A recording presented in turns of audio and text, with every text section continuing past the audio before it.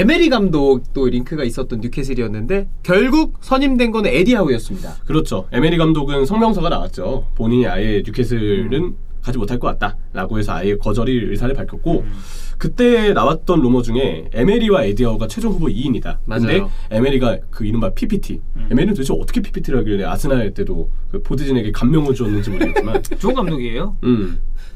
이번에도 뉴캐슬 보드진에게 좀 PPT를 통해서 뭔가 감명을 주었던 것 같아요. 하지만 에메리가 떨어지면서 에디 하우가 예상 그대로 뉴캐슬의 새로운 감독으로 이제 선임이 됐습니다. 2024년까지죠? 그렇죠. 그럼 이제 2년, 2시즌을 계약을 한다는 얘기인데 어떻게 보나요, 에디 하우?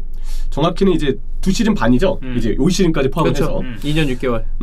일단 젊은 감독이에요. 43살이니까. 굉장히 젊은 감독이고 저는 이 감독의 전술이 잉글랜드 지도자들 중에서도 꽤 높은 수준의 전술을 구사하는 감독으로 그동안 잘 알려져 있었고 현대적인 감독이에요. 빠른 전환을 중시하고 선수들의 기동력 부분에서도 굉장히 많은 걸 강조하고 무엇보다 꽤 공격적인 스타일의 축구를 하기 때문에 기존 잉글랜드 지도자들과는 확실히 궤를 좀 달리하는 인물이다. 이렇게 볼만한 인물이긴 하죠. 일단은 에디 하우가 이 국내 프리미어리그 팬들에게 알려진 것은 본머스를 승격을 시킨 거. 그렇죠. 그리고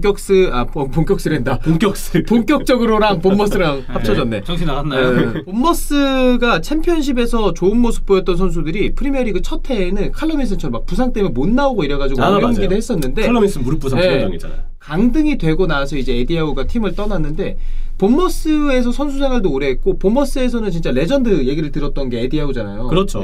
그래서 본머스의 선수 시절에도 사실 300경기 이상 뛴 경력이 있고 감독으로 이 감독의 특이점은 그거죠. 자, 2008년부터 11년까지 먼저 본머스 1기 감독 시간을 보냈고 중간에 잠깐 번니를 갔다 왔다가 2012년부터 2020년까지 이제 본머스의 감독으로 2기 직을 맡게 됐습니다. 근데 본머스 감독으로 잉글랜드 1, 4부 리그를 모두 이끌었고요. 4부 리그에 있던 본머스를 1부 리그로 이끈 감독이었어요. 모든 승격 과정을 에디 하우 감독이 이끌었기 때문에 대단한 행보를 보였다고 봐야죠. 맞아요. 4부, 3부, 3부, 2부 여기 2부에 1부까지 이 일부 승격이 의미가 있었던 건 창단 125년 만에 본머스가 처음으로 1부 리그에 승격을 했기 때문에 처음이요. 본머스 역사에서 에디 하우는 정말 위대한 레전드로 기록될 만하고 2015-16 시즌부터 2019-20 시즌까지 본머스가 프리미어리그에 쭉 남아 있었거든요. 4시즌. 네, 이 팀의 어떤 재정적인 규모를 생각했을 때 선수단의 어떤 레벨을 생각했을 때 대단한 성과를 냈다. 약간 본머스는 이제 에디 하우가 있었을 때는 프리미어리그 중위권 내지는 하위권, 중하위권 내에서 강등권 경쟁을 하지만 그거보다는 약간 위쪽의 이미지가 되게 왜냐면은 홈에서 이 본머스 색을 굉장히 잘 보여줘가지고 홈에서 강팀들도 꽤 고전했어요. 조사를 많이 해왔군요. 조사를 한 게 아니라 이거는 제가 중계를 했던 옛날의 경험. 확실한가요? 바이탈리 스타디움. 맞아요. 바이탈리티. 파이탈리티 스타디움. 바이탈리 스타디움. 여러분들 저를 얼마나 축구를 모른다고 생각을 하는 거죠? 안다고 생각해요. 근데 이제 또 우리가 오늘 에디 하우 얘기를 하니까 이렇게 딱 또 이렇게 그때 당시 뭐 이랬다 이런 거 이제 또 제가 거의 프리미어리그 첫 중계했던 시즌 15-16 시즌인가 그래요. 맞아요. 우리 같이 그때 맞나? 그때가 이제 본머스 승격 첫 해였는데 본머스가 막 리버풀한테도 막 홈에서는 훨씬 더 잘하고 이래가지고 저 팀 대단하다 하고서 본머스를 옛날에 막 공부를 했던 기억이 있어가지고 에디 하우는 좀 잘 알고 있죠. 그렇군요. 역시 이게 해외 축구 캐스터가 박수를 받을 만한 일인가요? 박수 받아야죠. 당연한 거 아니에요? 이런 당신의 준비성. 둘이 나를 너무 무시하는 것 같아서. 아니요. 절대 무시하지 않습니다. 이 대본이 제 담당이었는데도 수빈이 형도 지금 A4에 한 장을 가득 채울 정도의 한 장인가요? 반장 아닌가요? 반장인데 한 장으로 칩시다. 한 장을 가득 채울 정도의 자료를 준비해주셔가지고 준비성을 보여주셨죠. 하우는 이제 인터뷰를 했습니다. 뉴캐슬과 같은 리상과 역사를 가진 팀의 감독이 돼서 매우 기쁘고 우리 앞에 펼쳐질 많은 일들을 고대한다. 이렇게 기대감을 밝혔고요. 이제 인수 과정을 도와줬던 이 스테이블리 역시도 최근에 이제 뉴캐슬과 관련해서 계속 얘기를 하고 있는데 이번에 하우 감독 선임에 대해서도 인터뷰를 했습니다. 우리는 에디 하우에게 깊은 인상을 받았고 본머스 감독 시절에 그는 변화무쌍한 활약을 펼쳤다. 맞아요. 특유의 역동성으로 우리 구단을 발전시킬 것이다. 라고 얘기를 했습니다. 이제 1년 한 3-4개월여 만에 에디 하우는 2020년 여름 이후로 감독직에 복귀를 했고요. 그렇죠. 야인이었죠 지금까지는. 그렇죠. 이제 오랜만에 에디 하우를 프리미어리그에서 볼 수 있다는 점. 이 부분은 좀 기대가 됩니다. 근데 이제 에디아우의 우려점과 기대점을 모두 살펴볼 텐데 에디아우의 프리미어리그 전적을 보면 190경기 56승 43무 91패. 뭐 이거는 맡았던 팀의 이 면면을 그거를 생각했을 때 생각해봤을 때 뭐 그럴 수밖에 없죠. 네. 프리미어 패배가 리그에서 많죠. 이 정도면 뭐. 그러니까 이거는 좀 이해가 되고 근데 좀 봐야 되는 건 경기당 1.3득점 그리고 1.7 실점. 아, 실점이 조금 높구나. 게다가 시즌을 거듭할수록 실점이 좀 많아지는 느낌을 주었는데 실점이 5시즌 동안 60실점 이상을 항상 넘었습니다.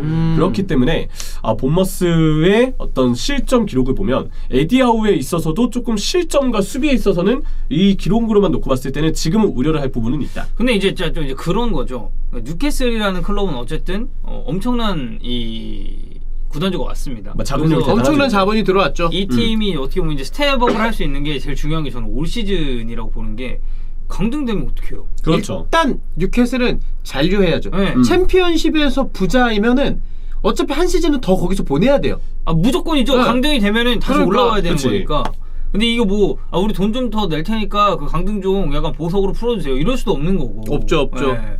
그래서 이제 약간 형철이가 얘기했었던 그런 수비적인 부분이 뉴캐슬로 이제 이 감독이 왔을 때 과연 지금 현 상황에서는 좀 어떻게 작용을 할 것인가. 이게 그 구단주가 투자를 많이 하는데 계속 하위권이나 챔피언십 상위권에 맴도는 팀이 있죠. 풀럼. 근데 그런 일이 있어서는 안 돼요. 뉴캐슬은 좀 그와는 다르게. 풀럼은 이제 올라갔다 또 바로 강등돼가지고. 이게 풀럼도- 2000년대 초반에도 그랬어. 플럼도 영입은 정말 많이 해가지고 기대는 됐는데 이게 네. 융화가 전혀 안 됐어요. 맞아요. 예전에 2000년대 초반에도 그때 막 미국인 구단주였나 돈을 막 쓰고 그랬는데 근데도 결국은 이런 어려움이 있었었고 그래서 수비 전술은 좀 우려할 필요가 있다. 이게 수비 전술이 지금 순위를 지금 많이 올려야 되고 일단 첫 승이 없습니다. 뉴캐슬은. 그렇기 때문에 과연 에디하우가 지금 뉴캐슬에서 수비의 안정화를 가져다 주면서 바로 성적을 끌어올릴 수 있을 것이냐. 근데 지금 하우도 수비 전술은 약간 우려되는 부분이 있고 뉴캐슬 센터백즈는 솔직히 지금 좋지 않거든요.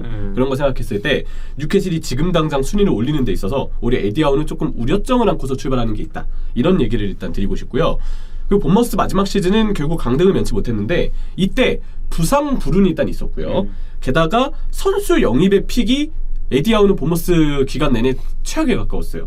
조던 아이브라든지 맞아요. 솔랑키라든지 이런 선수들이 대표적으로 에디아우가 선택을 했지만 결국은 실패했던 케이스에 가깝거든요. 그렇기 때문에 선수 영입 픽에서는 에디아우가 좀 우려되는 부분이 있었고 이때는 보강이 그만큼 더 실패에 이어진 누적된 데미지들이 연이어서 확 터지다 보니까 마지막 시즌 때는 본머스가 위기를 극복하지 못하고 최종적으로는 강등을 당하고 말았죠. 그렇죠. 여기에 수비적으로 흔들렸었고 그러니까 뭐 어떻게 보면 이런 뭐 감독의 픽에 의한 선수 영입 그리고 이제 뭐 공격진의 보강 그런 게 있었음에도 그러니까 결국에는 이 팀의 끝 그리고 에디아우의 끝은 강등이었다는 거에 우리도 약간 포커스를 맞춰봐야 될 것 같죠. 그렇죠.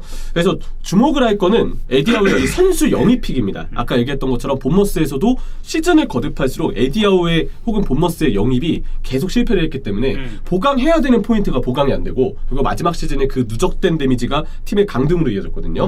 그래서 하우를 보면 본머스에 있어서 에디하우의 선수 영입픽이 어쩌면 조금 불확실할 수도 있구나. 감독마다 선수 보는 눈이 좀 좋은 감독도 있고 아니면 그쪽이 좀 단점이어서 좋은 디렉터나 스카우터 팀의 지원을 그쵸. 받아서 단점을 만회하는 감독들도 있거든요. 근데 에디하우는 지금까지 보여줬던 지도자 경력을 봤을 때 선수 영입에 있어서의 보는 눈과 픽이 확실히 좋은 편인지는 의문이 남는다. 그렇기 때문에 뉴캐슬도 지금 당장은 좋은 디렉터가 와서 하우의 이러한 우려점을 좀 보완해줄 인물들이 그쵸. 있어야 한다고 생각을 합니다. 네.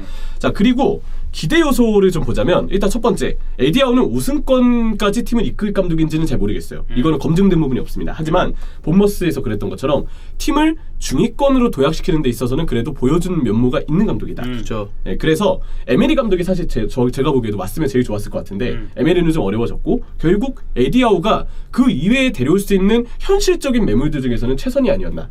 그래서 에디아우는 좀 맞아요. 좋은 감독 선임을 했다. 이렇게 얘기를 지금으로서는 할 수 있다고 보이고요. 그리고 뉴캐슬에서 뛰고 있는 선수들이 에디하우와 연이 있는 선수들도 꽤 있어서 저는 네. 그래서 더 에디하우가 일단 당장 잔류시키는 데는 넘버원 픽이다라는 생각은 하긴 해요. 본머스 때 제자들이 있죠. 일단 FM의 아주 적폐 칼럼 윌슨 그리고 라이언 프레이저. 라이언 프레이저. 그렇지, 라이언 프레이저. 프레이저는 사실 지금 본머스 뉴캐슬에서는 되게 실패한 영입에 가까워요. 왜냐면 이 선수가 라이언 프레이저는 되게 역습 위주의 플레이 스타일을 가지고 있기 때문에 지공 상황에서 드리블로 상대를 뚫어내는 거 되게 어려워하고 공간이 없을 때 좀 어려움을 많이 느끼죠. 근데 공간이 있어야 빠릿빠릿하게 뛰면서 침투를 가져가서 플레이가 살아나거든요. 근데 지금까지 뉴캐슬에서는 부상도 많고 몸도 많이 무뎌졌습니다.